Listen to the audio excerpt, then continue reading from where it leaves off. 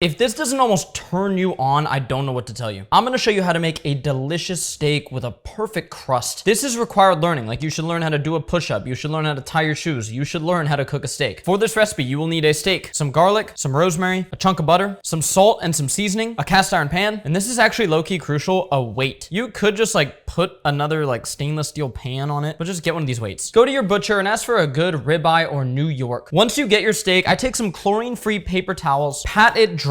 Getting that moisture out of the steak is gonna be essential for getting that crust. Now you're gonna hit it with some salt and some blend one seasoning. Don't be shy with the salt. Guys, this is what's gonna draw more moisture out of that steak, helping you get that sear. With a blend one, I especially like to hit that fat cap. So right here on that edge, I just get a lot of that blend one on there. Now you wanna let the steak sit. Go do something, go do some push-ups. We're just gonna let it sit like this for about an hour. It's been about 1 hour, we're back to the steak. You can see the moisture that salt has drawn out of the steak. We're gonna pat that dry again. Another patting of the steak. Get that moisture off of there. Now get your cast iron pan on high heat. Don't be afraid of the heat. The cast iron pan needs to get fully hot. Once it's almost there, I'm gonna throw a little bit of beef tallow in there. You don't need to throw a lot because that steak has some good marbling, but a little bit.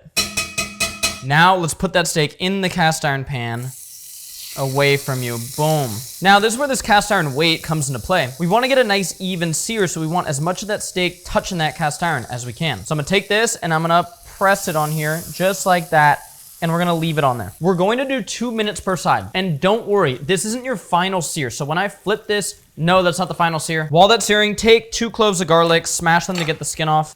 Just like that. And just hit the garlic, a big chunk of butter, something like that, and some rosemary. There's a lot of rosemary, but I like rosemary, so set that aside. So it's been about 2 minutes. Let's give it a flip. Remember, this isn't the ending sear, but we do have a beautiful sear going. Same thing, put that weight on there. Feel free to give it a little push, just like that. It's been about 2 minutes per side, and now we're gonna get the edges. So we have a nice sear going. Let's get some of those edges seared up. To do that, pick an edge and, I don't know, about 30 seconds. So now we've seared both sides. We've seared the edges. Let's turn the heat to low. And once you hear it cool down a little bit, you're gonna throw in a chunk of butter, some rosemary, oh yeah, and those cloves of garlic. 1, 2. The flavor and aroma coming off here is gorgeous. So now you tilt the pan and you get this delicious, delicious rosemary garlic butter, and you just sort of baste this just like spooning some of that butter onto the steak. After about 2 minutes of that, we're going to flip it, and now you see a beautiful crust. Look at that,